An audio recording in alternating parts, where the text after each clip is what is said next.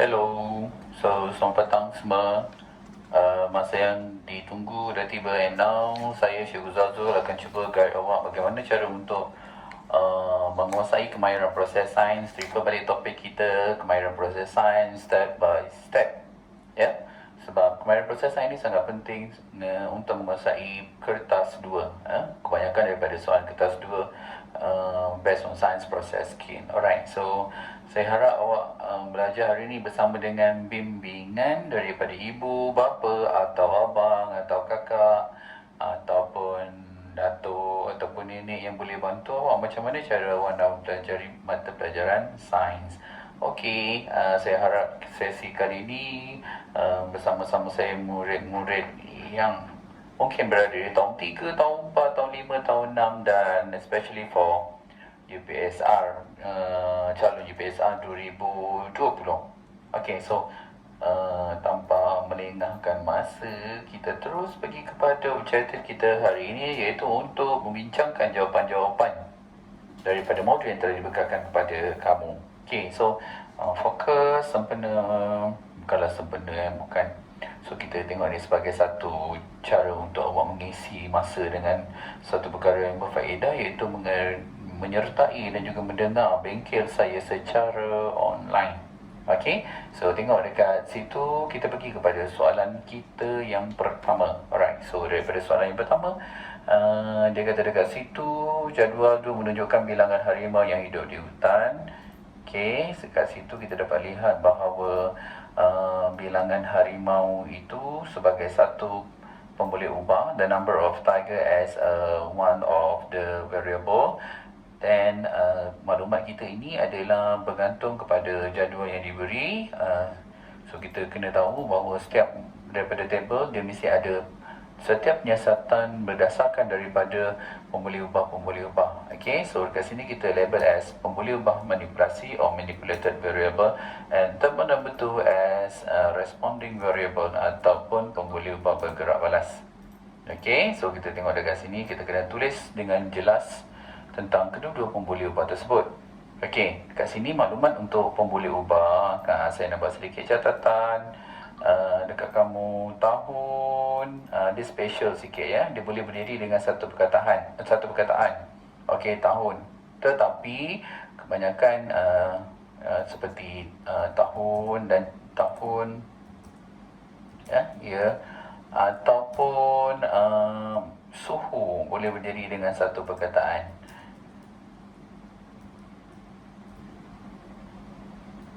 Tetapi untuk pemboleh ubah yang lain, dia mesti terdiri daripada dua perkataan. Sebagai contoh, dekat sini kita dapat lihat bahawa bilangan harimau. Tengok kita nak kenal pemboleh ubah tersebut. Kita tengok dekat situ parameter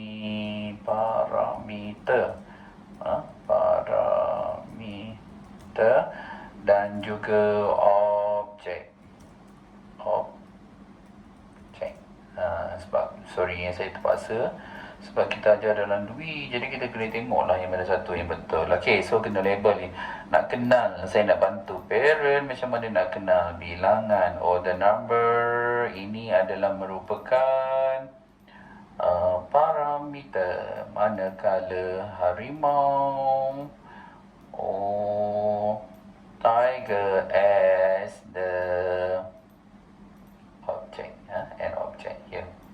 Okay, so kita dapat lihat dalam kedua-dua ni sangat penting. Kalau murid tidak menguasai, tidak tahu, atau dia tulis kat situ harimau je, dia tak ada parameter, jawapan dia salah untuk pemboleh ubah. For variable must contain two condition or consist of two words. One for parameter and another one for the object. Okay, so soalan dia kata nyatakan corak. Jadi gariskan perkataan corak. Pattern. Selain daripada corak, mungkin soalan juga boleh tanya, mungkin nanti kalau jumpa perkataan lain, ialah pola, okay, ataupun trend. Can you state the trend? Can you state the pattern of the number of tiger? Nyatakan corak perubahan bilangan harimau. Nyatakan pola bagi perubahan harimau. Okey, so untuk soalan berkaitan dengan pola, kita kena tengok pola dia ada 3 saja. Okey, kalau macam ni data dia 2005, 2010, 2015, maka polanya ialah bertambah. Okey, polanya ialah bertambah. In the LP increases. Okey, manakala macam sebelah ni bilangan harimau 500, 350, 150, polanya ialah berkurang or decreases. Okey, berkurang. Decrease. Okey, berkurang dekat sini. Kemudian ada satu lagi pola, nama pola itu ialah tidak berubah. Tidak berubah. Maksudnya bilangan harimau tu dia 500, 2010 500, 2015 900. Jadi maka polanya ialah tidak berubah. Or for DLP unchanged. Unchanged. Tidak berubah. Okey, sekarang kita tengok dia nak pola siapa? Pola bagi perubahan bilangan harimau. Maka pola bagi perubahan bilangan harimau ialah 500 to 250 and 250 to 150. So the pattern of the number of tiger is decrease atau berkurang. Decrease. Alright, next, apakah tujuan penyiasatan? Tujuannya ada tips atau cara nak menjawab soalan tujuan. Sebelum jawab soalan, ensure underline the keyword. Keyword is the purpose of investigation or the aim of investigation. Tujuan penyiasatan. So, cara nak jawab tujuan penyiasatan, tipsnya adalah seperti berikut. Menyiasat hubungan antara PM dengan PP. Okey, so PM, PP kena ingat ya, daripada awal kena tahu apa itu PM atau apa itu PP. PM adalah pemboleh ubah manipulasi, PP ialah pemboleh ubah bergerak balas. Then for the LP, the tip for answering the aim or the purpose of investigation is to investigate the relationship between what? Between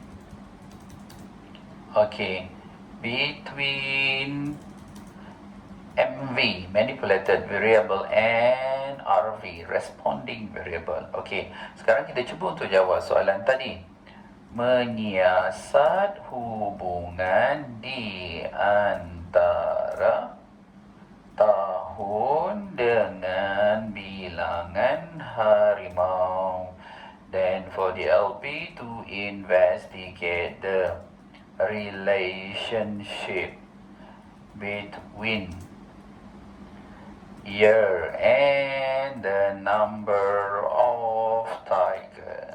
Okay, so next, pemboleh ubah dimanipulasi. Macam mana nak kenal pemboleh ubah manipulasi? Dia mesti ada perkataan beza, dia mesti ada perkataan berlainan, berbeza atau tidak sama. Okay, mesti ada perkataan different, then different. Okay, no same, tidak sama. Okay, so dekat situ yang tak samanya di awal penyiasatan adalah tahun ataupun year. Boleh tulis juga bilangan tahun, boleh tulis juga number of year. Tapi base dekat situ kita dah bagi tahu tadi dah, masa dia boleh berdiri dengan satu perkataan, iaitu seperti bulan, tahun, minggu, hari dan sebagainya. Dan juga suhu boleh berdiri dengan satu perkataan. Okay, so dua perkataan, dua term saja yang ataupun dua situasi saja yang boleh guna satu perkataan. Manakala yang lain mesti ada parameter, mesti ada pemboleh ubah. Mesti ada objek. Mesti ada parameter, mesti ada objek. Okay, kita sambung soalan seterusnya, iaitu pemboleh ubah bergerak balas. Pemboleh ubah bergerak balas tadi saya dah kata pemboleh ubah mesti terdiri daripada dua perkataan. So bilangan harimau. Okay, so the number of tiger. Okay, dan nyatakan satu kesimpulan. Underline keyword for the question. So Keywordnya adalah kesimpulan, conclusion. Selain daripada ni, kalau awak jumpa perkataan yang lain seperti hipotesis ataupun hubungan, cara jawabnya sama. Hypothesis and relationship. So, tip for answering a relationship, hypothesis and conclusion are the same. Okay, for example, untuk BM dulu ya, kita guna jika. Okey, kejap saya terus buat tip dululah. Tips dekat bawah, tipsnya. Okey, cara nak jawab. Jika PM pola, maka PB pola. Atau dalam bahasa Inggeris, for the LP, kita guna konsep as the manipulated variable trend, the responding variable trend. Okay, so itu cara untuk menjawab soalan. Soalan apa ya? Soalan kesimpulan, soalan hypothesis, and soalan hubungan. Conclusion, hypothesis, and relationship. Okay, now kita tengok macam mana cara nak jawab. Contoh jawapan. Dan ibu-ibu, ayah-ayah, abang atau kakak yang prihatin terhadap adik dia, cek jawapan adik dia adakah sama dengan jawapan cikgu. Okey, kita tengok ya.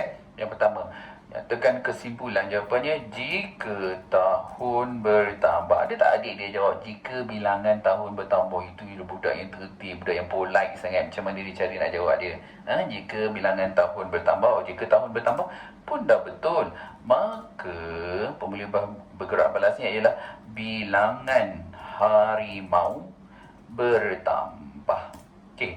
So, dekat sini, as the year increase, the number of tiger increase or decrease? Tiger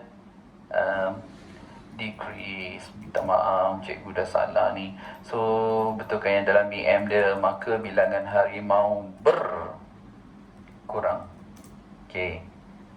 Semula, jika tahun bertambah, maka bilangan harimau berkurang.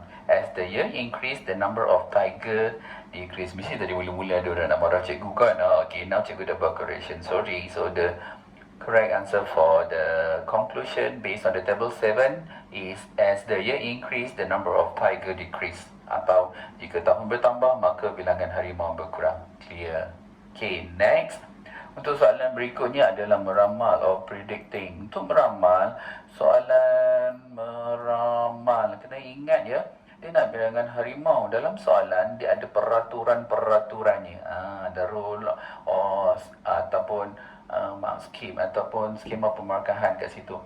Jika soalan pola dia dalam bentuk nombor, maka jawapan bagi meramal mestilah dalam bentuk nombor. Use number. Okay, for example, kita tengok bagi pola kenaikan dia sini 500, 350 means minus than 150, 350 and minus 150 equal to 0. Maksudnya tak ada.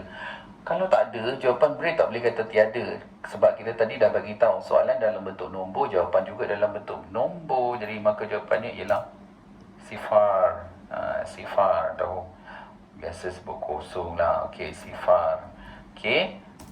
So, tiba-tiba ada murid yang jenis yang baik dan sebagainya, dia tak tengok pun, dia tak alert dengan benda-benda macam tu.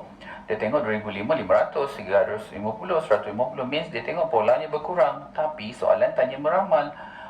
Kalau soalan dalam bentuk nombor, jawapan mesti dalam bentuk nombor. Tapi kalau dekat sini murid jawab berkurang,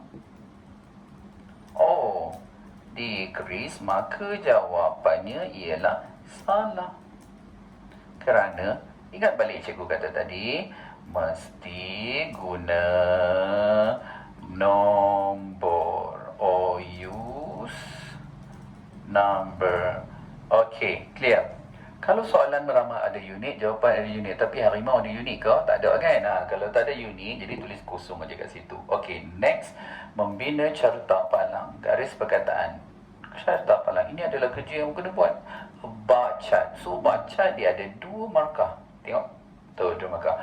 So, peraturan-peraturan bagaimana cara untuk mendapatkan 2 markah adalah seperti berikut. Now, cikgu bagi awak tips. Bagaimana cara untuk mendapat 2 markah. Okay, so 2 markah. Macam mana cara dapat 2 markah ya? Pertama, pertama ialah PM dan PB mestilah betul. Okey. Betul. Okey. So, manipulated variable and responding variable. Correct. Lagi satu, dah dapat satu lagi markah ialah data pindah dengan betul. Okey, maksudnya data transfer correctly. Okey, habis. So, bila awak bina carta palang, ensure awak follow daripada rules yang telah diberikan. Kalau tak follow, tak dapat markah. Kita ni nak jawab periksa, nak bagi dapat markah. Bukan nak ikut apa cita rasa kita. Okay, so yang tu awak kena ubah. Okay, next. Kita tengok dekat sini. Buat carta palang mesti ada arrow. Okay, so tengok dekat sini, arrow dekat bawah, arrow dekat atas. Clearkan isi maklumat. Okay, tengok macam mana dapat markah. PM isi betul. PM dia apa? PM kat bawah. PM dia apa? Tengok atas. Tahun. Okay, so dekat sini PM-nya ialah tahun. Jangan tulis dua bahasa, tulis bahasa yang awak gunakan. Kecuali saya sebab nak ajar dua dalam bahasa Melayu dan juga for the LP people. So, dua-dua ada perbezaan. Kalau kamu jawab dalam BM, tulis dalam BM. Kalau kamu jawab dalam BI, tulis dalam bahasa Inggeris. Okey, ya. Kemudian di atas ni pemulia bab bergerak balas. Pemulia bab bergerak balasnya ialah bilangan harimau. The number of tiger. Okay, so dah dapat dekat situ. Bilangan harimau ada unit ke?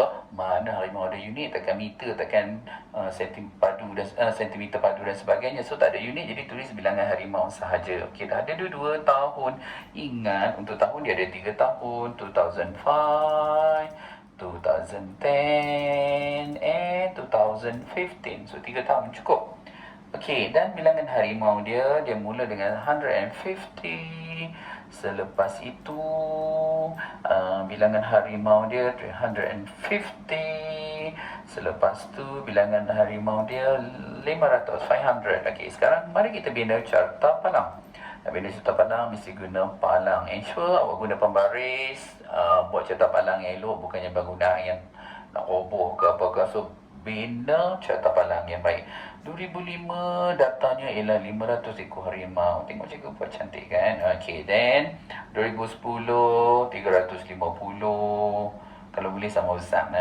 Okay, tengok situ. Dan juga 2015 150. Okay, ini adalah carta palang yang paling cantik kat dunia. Cuba tengok betul-betul data dia. Okay, macam mana cara nak dapat markah? Cara nak dapat markah ialah pemboleh buat manipulasi betul ni. Okey, selalunya pemeriksa akan tanda underline untuk jawapan yang betul. Manakala pemboleh buat bergerak balasnya betul, jadi pemeriksa akan underline. Untuk maklumat tersebut. Maka, nombor 1 ni kita dah buat. PM dan PB dia betul. Dia dapat satu markah. Okey. Macam mana lagi cara nak dapat satu lagi markah? Cara nak dapat satu markah ialah data pindah dengan betul. 2005, 500. 2010, 350. 2015, 150. Ini betul. Ini betul. Ini betul. So, dapat lagi satu markah. Total 2 marks. So, circle your marks. Okay, next. Kita tengok pula soalan. Ini adalah soalan tambahan. Soalan apa?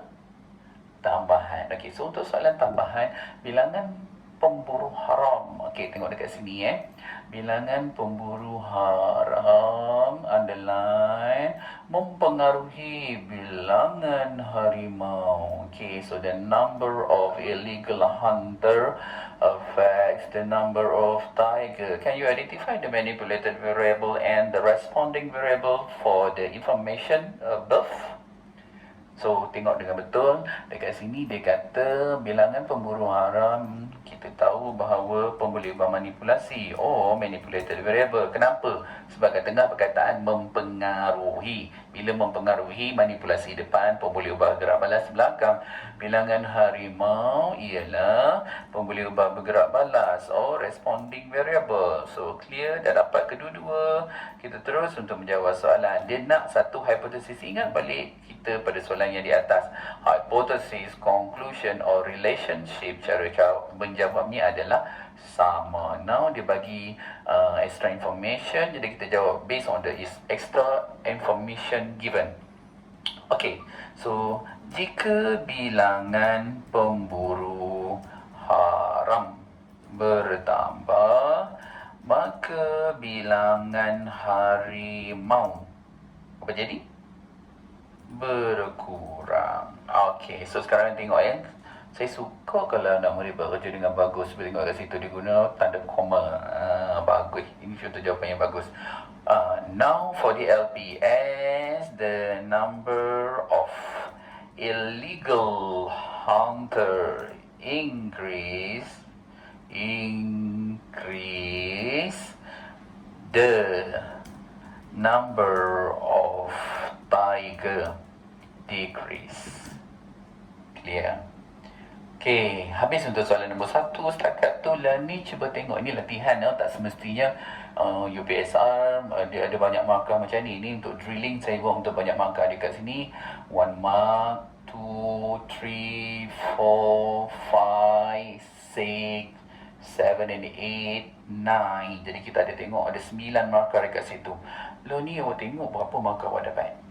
Tengok kat situ ada berapa markah yang awak dapat daripada soalan 1 tersebut. Okey, saya ulang balik untuk soalan nombor 1 ni, kena tengok betul-betul. Kalau awak tulis pembuluh ubah bergerak balas harimau saja, dapat harimau, tak dapat markah. Sebab untuk pembuluh ubah mesti terdiri daripada 2 perkataan, satu untuk parameter dan satu lagi untuk objek. Okay, to variable you need to answer, your answer must or consist by 2 words. One the parameter and another one is object. Okay, so tengok balik satu persatu daripada soalan yang pertama tadi. Okay, untuk berikutnya soalan kedua nanti kita bincang. Now tengok balik, discuss with your mother, your father or your brother or your sister, sama ada dia nak marah ke dengan jawapan awak atau dia suka sangat dengan jawapan awak. Sila berbincang kekuatan, kelemahan jawapan yang telah awak berikan. Alright, kita jumpa untuk soalan kedua. Bye.